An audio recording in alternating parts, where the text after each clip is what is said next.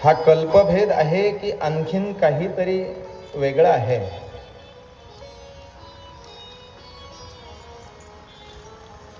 ज्या मातेंनी हे विचारलं त्यांचं एक वेळ टाळ्या वाजवून स्वागत करतोय मी आपल्याला. कोणी केला हा प्रश्न? वा. पुन्हा एक प्रश्न आहे.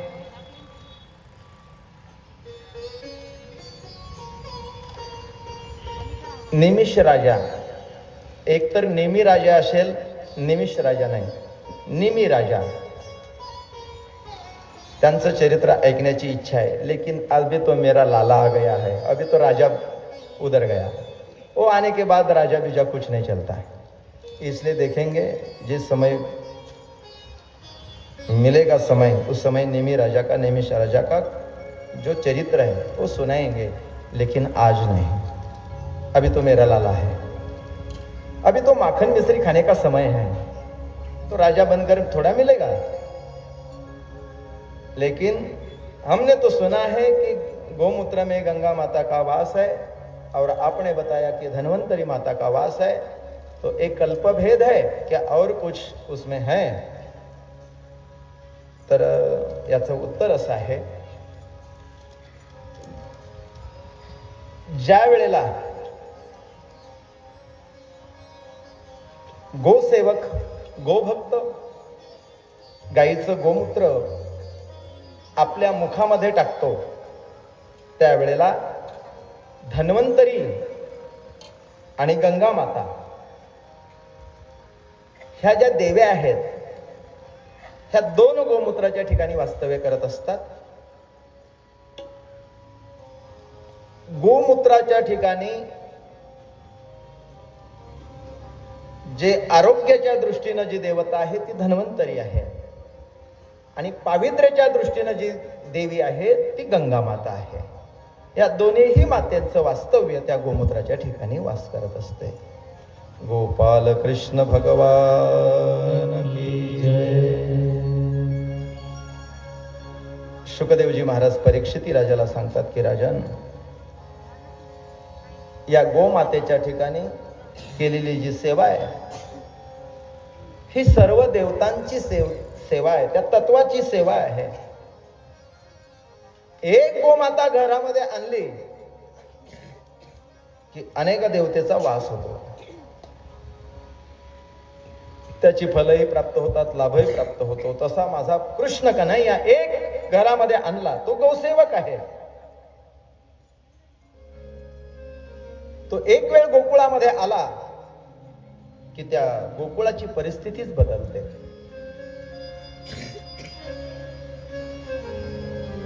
घराघरामध्ये लक्ष्मीचा वास होतो. दैन्य, दारिद्र्य सगळं पळून जातं. हे गोकुळामध्ये कृष्ण आल्याची खूण आहे. गोकुळामध्ये कृष्ण आला केव्हा?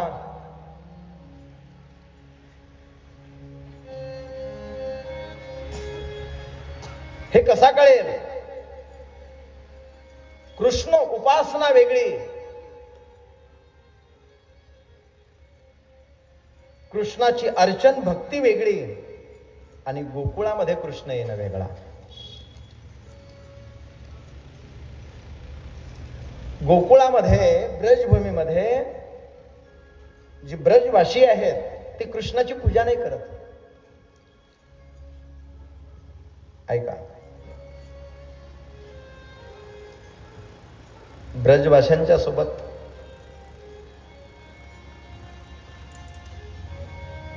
आपण जर संवाद करण्यासाठी जर निघालो तर तो म्हणतो आम्ही कृष्णाची भक्ती नहीं करत, पूजा नहीं करत, वो तो हमारा लाला है, वो लल्ला तो हमारे साथ खेलने के लिए आता है, हम उनके साथ खेलते हैं.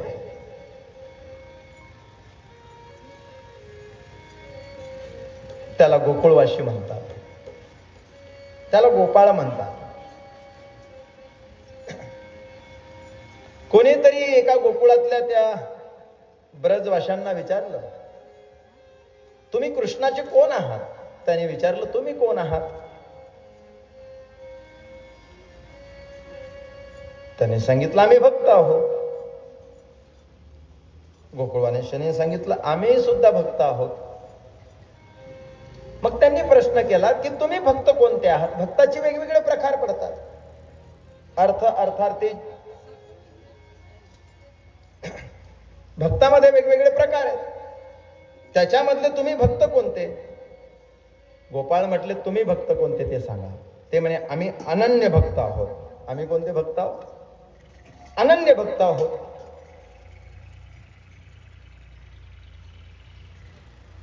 हे घे जरासं तिकडे झालेलं बरं राहील. जरासं टोपले जवळ घ्या रिकाम्या. तुम्ही असं टाकत राहिलं की माझं चित्त तिकडेच चाललं. कुरडई आली मला आवडते.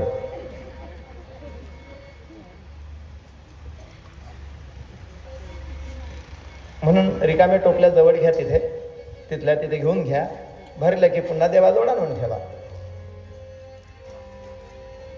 पण टोपली रिकामीच नाही हा, नाहीतर रिकामी करून आणाल.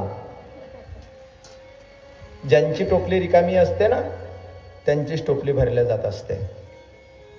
असो, काय सांगत होतो? त्या गोकुळामधील लोकांना, त्या ब्रजवाशांना विचारलं, गोपाळांना तुम्ही कोणते भक्त आहात? त्यांनी त्यांना विचारलं तुम्ही कोणते आहात? त्यांनी सांगितलं आम्ही अनन्य भक्त आहोत. त्याने सांगितलं तुम्ही अनन्य आहात, आम्ही फनन्य आहोत.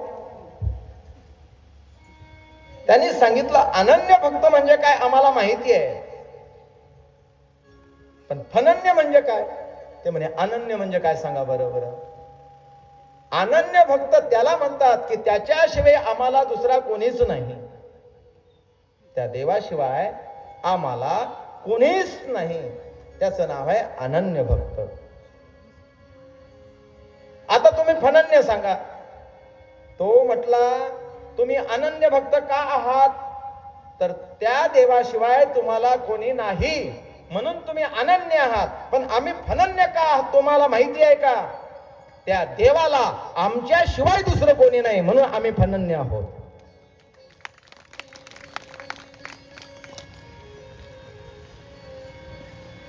भक्तांना देवाशिवाय कोणी नाही, परंतु गोपाळ सांगतात आमच्याशिवाय त्याला कोणी नाही. ही परिसीमा आहे त्या भक्तीची. शुकदेवजी महाराज परीक्षिती राजाला सांगतात की राजन, एक वेळ त्या गोकुळामध्ये कृष्ण आला की हे दैन्य आणि दारिद्र्य निघून जात असते. घरोघरी झाला लक्ष्मीचा वास, दैन्य दारिद्र्यास त्रास आला. गोनाम इंद्रिय, गोनाम गाय. कुळ म्हणजे समूह, इंद्रियांचा समूह, गायीचा समूह. या ठिकाणी जर कृष्ण आला तर दैन्य आणि दारिद्र्य समाप्त होते. दैन्य दारिद्र्य समाप्त होते. दैन्य राहत नाही, दारिद्र्य राहत नाही. घराघरामध्ये लक्ष्मीचा वास होतो. संपत्ती वेगळी, लक्ष्मी वेगळी. काही घरांमध्ये संपत्ती आहे पण लक्ष्मी नाही. काही घरामध्ये लक्ष्मी आहे पण संपत्ती नाही. संपत्ती म्हणजे काय आणि लक्ष्मी म्हणजे काय एका शब्दात सांगतोय मी आपल्याला. ज्या घरामध्ये संपत्ती आहे त्या घरामध्ये वितंड वात आहेत. एकमेकाचं पटत नाही, त्या घरामध्ये सुख नाही, त्या घरामध्ये समाधान नाही, शांती नाही. ज्या घरामध्ये संपत्ती आहे त्या घरामध्ये वितंड वात आहेत. ज्या घरामध्ये लक्ष्मी आहे त्या घरामध्ये समाधान आहे. त्या ठिकाणी सुख आहे, त्या ठिकाणी दैन्य राहत नाही, दारिद्र्य राहत नाही. कोवा दारिद्र्य, विशाल तृष्णा. कितीही मिळालं तरी मिळावंसच वाटते, याचं नाव आहे दारिद्र्य. कोणाच्याही पुढे हात पसरतो त्याचं नाव आहे दैन्य. ज्याच्या घरामध्ये लक्ष्मी येते त्याच्या घरातनी दारिद्र्य राहत नाही, त्याच्या घरातनी दैन्यता राहत नाही. संपत्ती कितीही येऊ द्या, दैन्य आणि दारिद्र्य संपत नाही. पण लक्ष्मी मात्र घरातनी आल्यानंतर हे दैन्य दारिद्र्य राहत नाही. गोकुळामधला हा आनंद मात्र उत्सव सुरू होता. पण मथुरामध्ये, गोकुळामध्ये कृष्ण वाढतो आणि मथुरेमध्ये, मथुरेत कंस मामा बोट मोडितो, गोकुळात नंदा घरी कृष्ण वाढतो, गोकुळात नंदा घरी कृष्ण वाढतो, मथुरेत कंस मामा बोट मोडितो, मथुरेत कंस मामा बोट मोडितो, गोकुळात नंदा घरी कृष्ण वाढतो, गोकुळात नंदा घरी कृष्ण वाढतो, मथुरेत कंस मामा बोट मोडितो, मथुरेत कंस मामा बोट मोडितो. गोकुळात नंदा घरी कृष्ण वाढतो, गोकुळात नंदा घरी कृष्ण वाढतो, मथुरेत कंस मामा बोट मोडितो, मथुरेत कंस मामा बोट मोडितो, मथुरेत कंस मामा बोट मोडितो.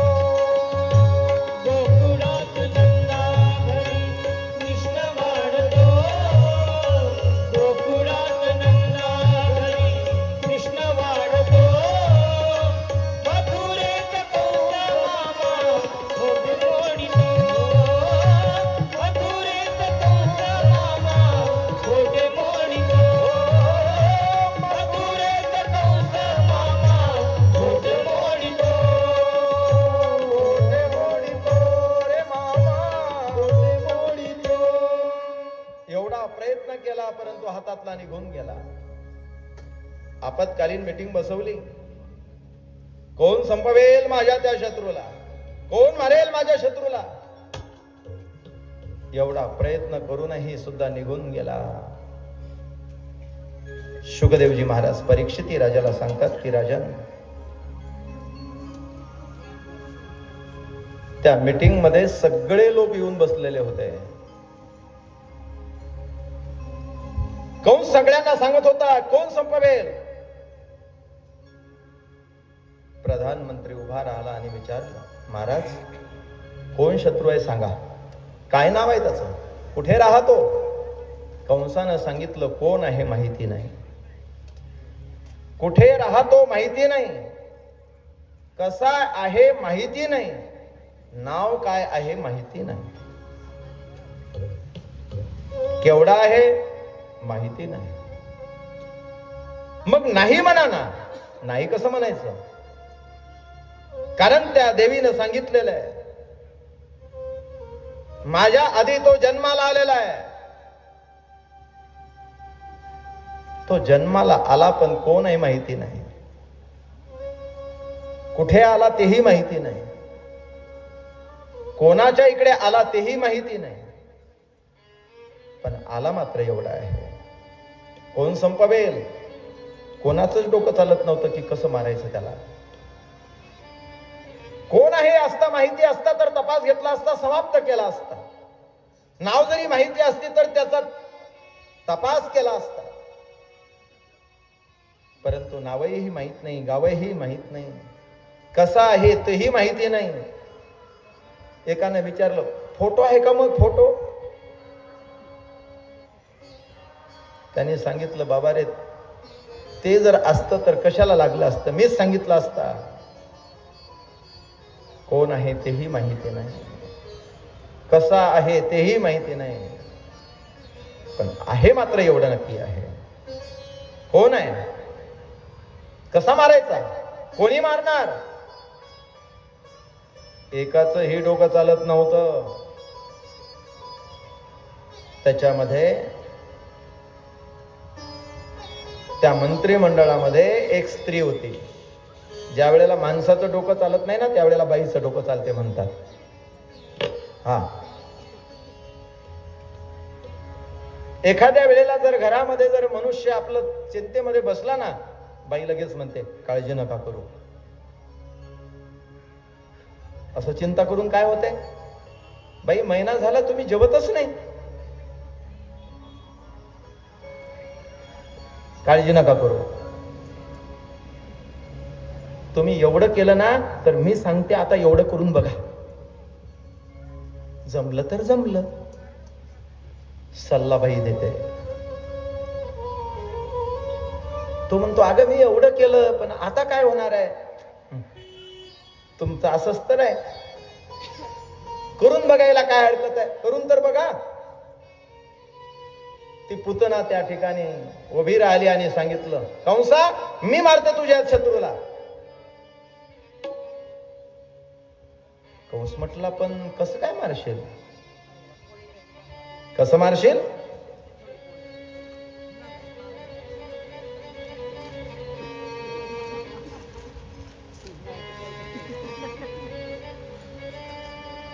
कसंही मारील, तुला काय संबंध आहे, मारण्याची संबंध आहे ना.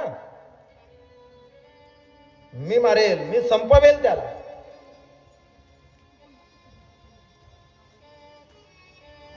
शुकदेवजी महाराज परीक्षिती राजाला सांगतात की राजन,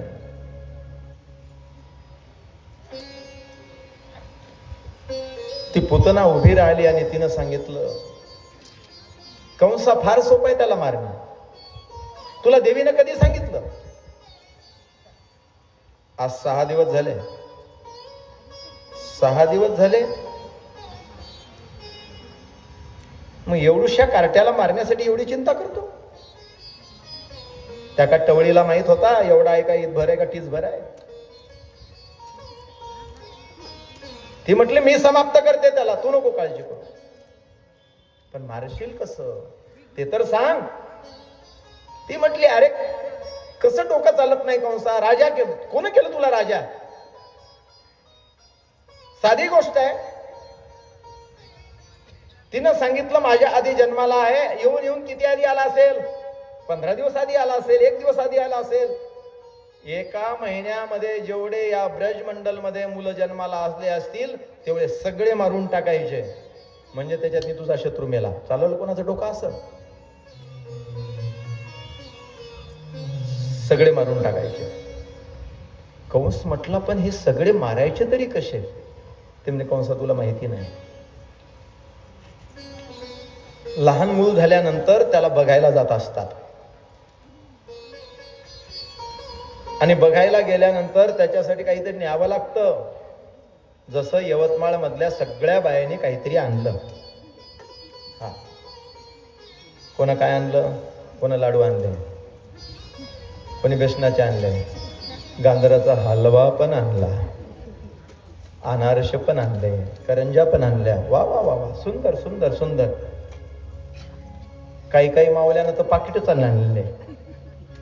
येता येता दुकान दिसलं, माय काहीतरी न्या लागते. मी कालच सांगितलं माझ्या देवाला, माझ्या लालाला पाकिटचं आवडत नाही, तुमच्या हातचं आवडते.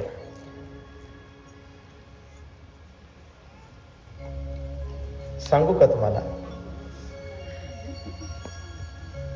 या पाकिटमुळेच आजकालची सगळी मुलं, तुम्ही पाकिटचं खाऊ घालता ना मुलांना, म्हणून सगळे पाकिट खाणारी मुलं फक्त पॅकेजचा विचार करतात, आईचा विचार करत नाहीत.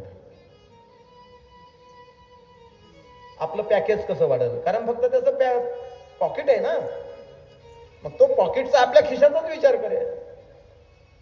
म्हणून आईनं आपल्या हातचं खाऊ घालावं, आपल्या मुलाला देवासाठी आपल्या हातचं करावं. आता काय करावं.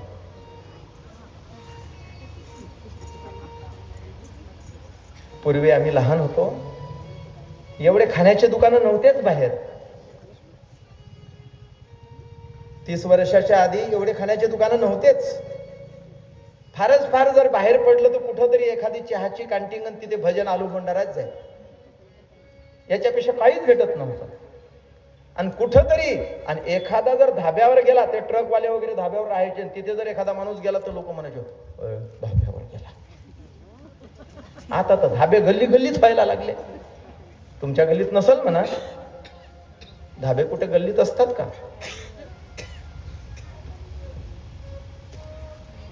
पहिले गल्ली गल्लीतनी गोठे राहायचे, आता गल्ली गल्लीतनी धाबे व्हायला लागले. आता गोठे नाही पाहिजे, आता धाबे पाहिजे, दुकानं पाहिजे. सगळे दुकानं आता पाकिटच. काय असतं त्या पाकिटमध्ये काय सांगावं? एक वेळ त्या मुलानं खाल्लं की ती पाकिटच मागते. आणि आईला असं वाटतं बरं आहे, आपलं काही करायचं काम नाही, घे थोडं खाय. पण त्याचे दुष्परिणाम काय होतात आपण कधीच विचार करत नाही. असो, आजकाल तर मावल्या तुम्ही खूप चांगल्या दिसून राहिल्या, मला तुम्ही हे आणलेलं दिसतंय. काही काही बाया तर स्वतःला जेवायसाठी सुद्धा स्वयंपाक करत नाहीत. एक बाई चालता चालता, कालचीच गोष्ट सांगतो तुम्हाला, माझी गाडी हळू चालली आणि एका बाईनं भागवतात गेल्या बरोबर फोन लावला. त्या कोपऱ्यात होती तिकडे.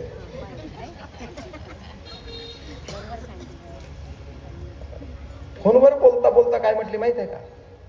आज भागवत उशिरा सुटलं, 4:45 वाजून राहिले, तुम्ही घरी निघाले का? मग निघतोच. मग येता येता त्या हॉटेलहून भाजी आणजा, मी पोळ्या करन आणि आपण दोघं जण खाऊ. घ्या हो. जे बाई स्वतःसाठीच भाजी करत नाही, तिकडून पार्सल बोलवते, ती काय करणार आहे देवासाठी? ज्या माणसाच्या जीवनातलं भोजन बिघडलं त्या माणसाचं भजन बिघडत असते. डोंगरेजी महाराज नेहमी सांगायचे, जिसका भोजन अच्छा है उसका भजन अच्छा होता है. ज्याचं भोजन चांगलं त्याचं भजन चांगलं होते. ज्याला आपलं भजन चांगलं करायचं असेल त्यानं भोजन आपलं घरचं करावं, बरं का? म्हणून माझ्या देवाला तुमच्या हातचं आवडतं. काही म्हणत असतील, माय मी तर येता येता आणले व 2 पाकिट, मग आता कसं करायचं? देवाला तुमच्या पाकिटाची गरज नाही, तुम्हाला देवाला कशाचीच गरज नाही. पण कालपासून तुमच्या मनामध्ये जो भाव होता की माझ्या देवासाठी मला लाडू करायचे आहे, माझ्या करंज्या करायच्या आहे, माझ्या देवासाठी शंकरपाडे करायचे आहे, माझ्या देवासाठी तिळाचे लाडू करायचे, पुऱ्या करायच्या आहे, काय करू बाई? काय? एक बाई तर झोपता झोपताच विचार करत होती, काय करू बरं? हे नेलं तर ती नेईल. बाई गेल्या वर्षी नेल्या होत्या पुऱ्या, तर सगळ्या बायानं पुऱ्या दिसल्या. पण असं नेन यावर्षी माझ्यासारखं कोणाचंच नसलं पाहिजे. हा, रात्रभर विचार करत होती, झोपीतल्या झोपीतच तिनं धपाटे केले.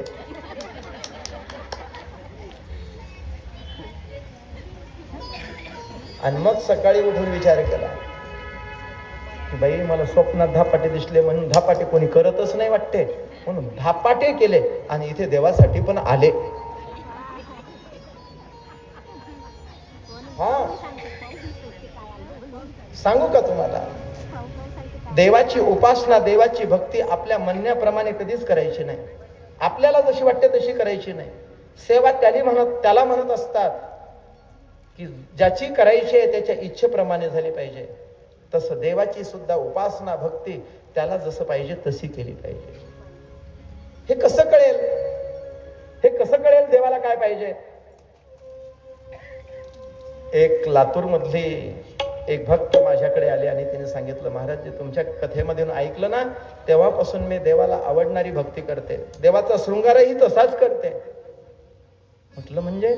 मला देव सांगतो की मला आज हा ड्रेस पाहिजे. आमच्या घरातले देव तर अजून मोठेच झाले नाही, ते नंगेच आहेत, कपडेच नाही. काही घरामध्ये आहेत तर 15 दिवस एकच ड्रेस चालतो. आमचं मात्र सकाळी उठल्यानंतर ड्रेस वेगळा, स्वयंपाक करताना ड्रेस वेगळा, भागवताला येताना ड्रेस वेगळा, भागवताला गेल्यावर ड्रेस वेगळा. आणि देवाला 15 दिवस झाले एकच. काही काही घरात तर ते पण नाही. थंडीचे दिवस आहे, आम्हाला श्वेटर, आमच्या मुलाला श्वेटर, आम्हाला कानटोपर. पण आमच्या देवाला कधी थंडी वाजते का, कधी विचार केला? म्हणजेच आम्ही अनन्य भक्त नाही. आमच्या अंतःकरणापर्यंत अजून त्या देवाबद्दलच्या भावना निर्माण झाल्या नाही. आम्ही जी भक्ती करतो, आम्ही पूजा करतो, ती यंत्रवत करतो, करा लागते. काही ना तर म्हटलं, बाई आता जा लागते आपल्याला का, अय तू पूजा करून घे. ते म्हणते माझ्याच नशिबी का. म्हणजे पूजा करणं एक काम वाटतंय आम्हाला, काम. पूजा हे काम नाही, पूजा हे अंतःकरणाच्या भावनेचा संबंध आहे. पूजा काम नाही. आम्ही पूजा हे काम समजलं. गोसेवा काम नाही, ती सेवा आहे. या ठिकाणी पट्ट्या टाकणे, या ठिकाणी रांगोळी घालणे, या ठिकाणी सगळं करणे हे काम नाही. आमच्या घरामध्ये स्वयंपाक हाताने करणे हे काम नाही. हे आमच्या घरामध्ये आमच्या परिवारासाठी केलेले ते कर्तव्य धर्म आहे आमचा. हे धर्म कळायला पाहिजे आम्हाला. त्या भावना तिथपर्यंत पोहोचतात, त्या देवापर्यंत.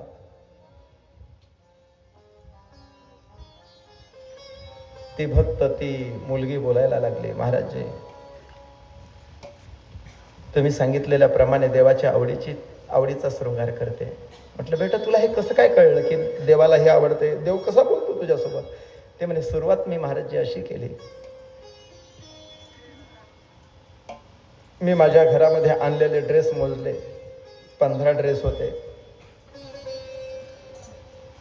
प्रत्येक वेगवेगळ्या रंगाचा चिठ्ठीवरती मी एक रंग लिहिला. त्याच्यानंतर मला काय काय पदार्थ येतात, सकाळी माझ्या लालासाठी नाश्त्याला काय करायचंय, दुपारी जेवणाला काय करायचंय, असं मी त्या चिठ्ठीवरती लिहिलं. त्या दिवशी त्याच्यावरती तो ड्रेसचा रंग लिहिला. अशा 15 चिठ्ठ्या तयार झाल्या. मी काय करते, हे 15 चिठ्ठ्या एका वाटीमध्ये टाकते, सकाळी स्नान करते आणि स्नान करून देवाला उठवते. आणि देवाला उठवल्यानंतर ती चिठ्ठ्याची जी वाटी आहे ती समोर घेते, देवाच्या समोर ठेवते, त्याची पूजा करते आणि लालाला विचारते, लाला आज तुला कोणतं जेवण पाहिजे, आज तुला कोणता ड्रेस पाहिजे, असं विचारते. आणि त्या वाटीमध्ये हात टाकते. जी पोटाला चिठ्ठी लागली ती उचलते.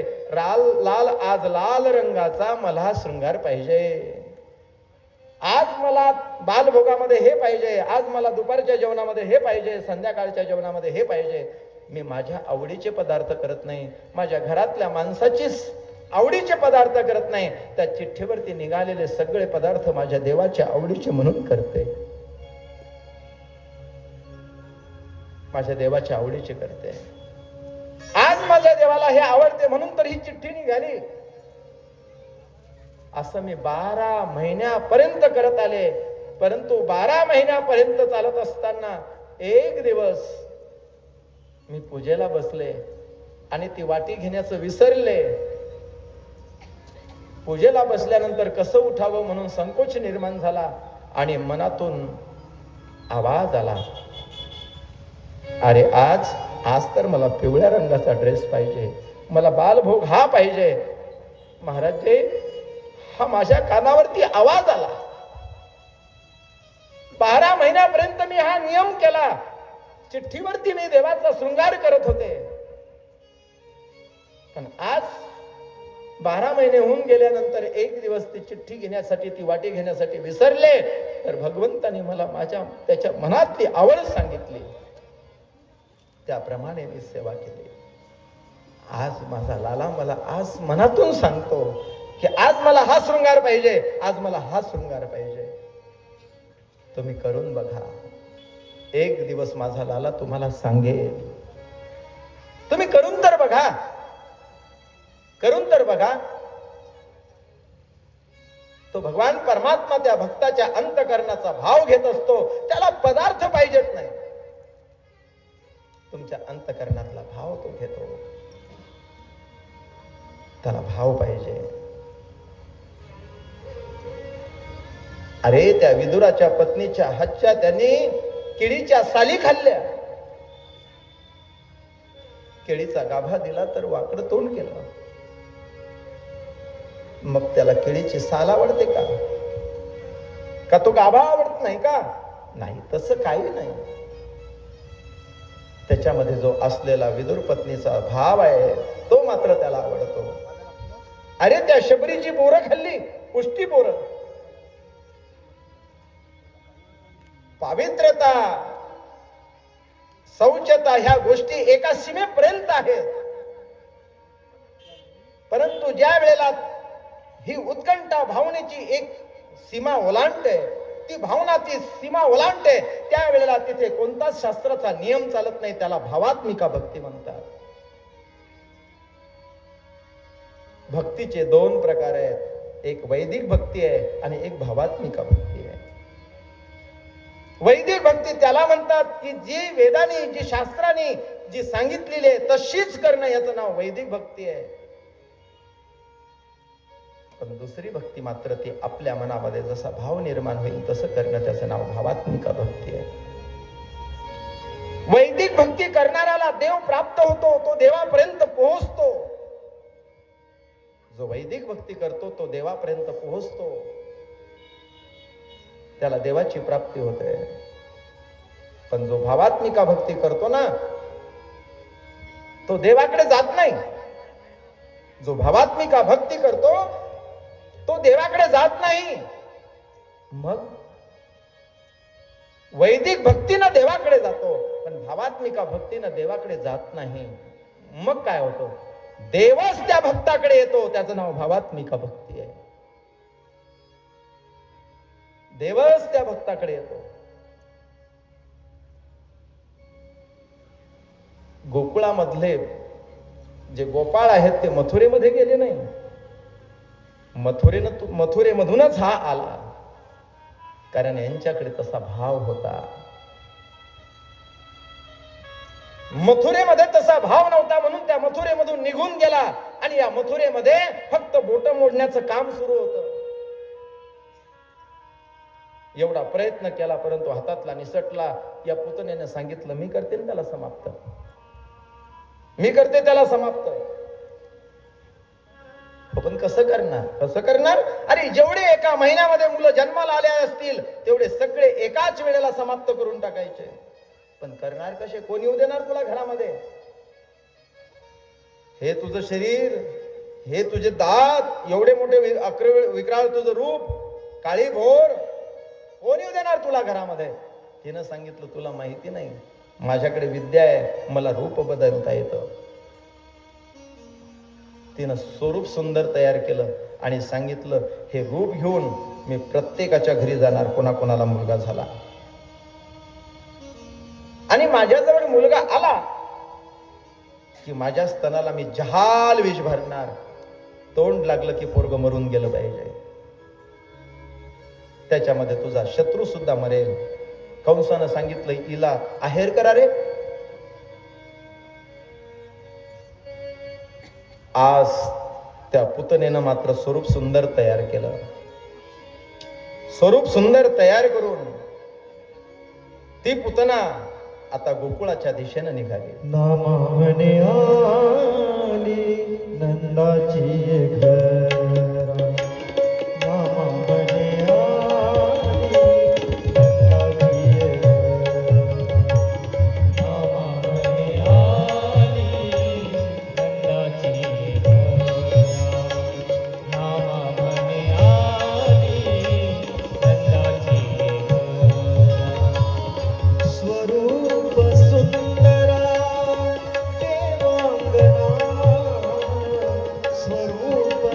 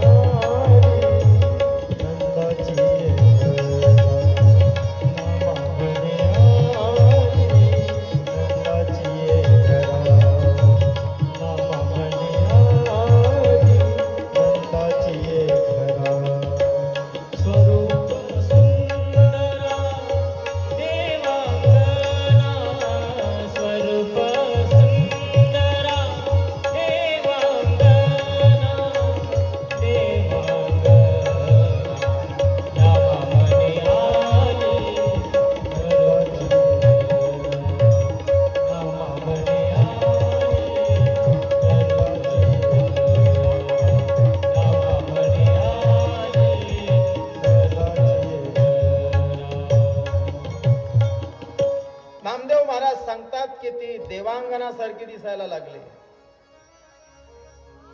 स्वरूप सुंदरा देवांगना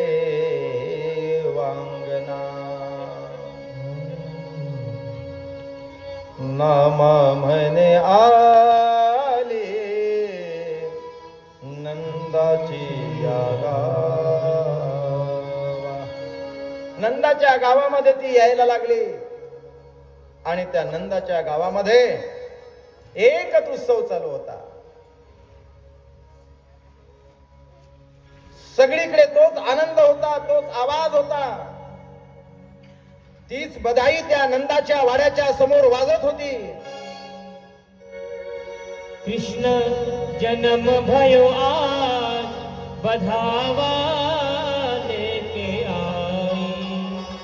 कृष्ण जन्म भयो आज बधावा लेके आई. कृष्ण जन्म भयो आज बधावा लेके आई. कृष्ण जन्म भयो हरी बोल. कृष्ण जन्म